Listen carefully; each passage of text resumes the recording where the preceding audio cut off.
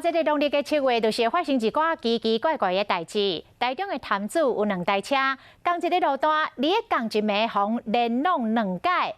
讲弄着车2位的驾驶拢讲真奇怪咧，本地因都好好，但是开到迄个路段，人就突然间来细心，就为车甲争落了。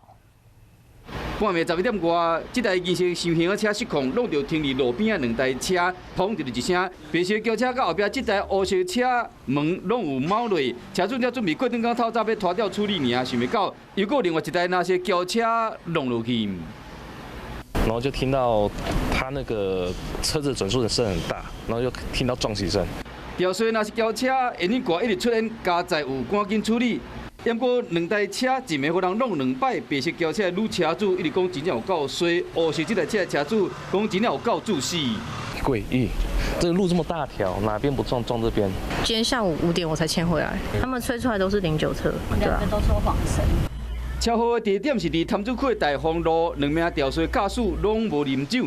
不过第2摆吊衰那些轿车，当时是先弄了另外一台车了，再搁弄这台白色甲黑色的车。代志发生后，有民众发现讲，这个驾驶有伫车顶搬一桶汽油落来。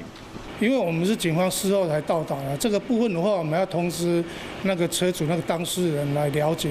而且警方调查，这个路段无大灯弯，后置路顶嘛无问题。这10几年来，拢毋捌发生过这款的车祸。竟然伫农历7月4日，一暝连续有2个驾驶细心出车祸，互在地人安尼议论纷纷。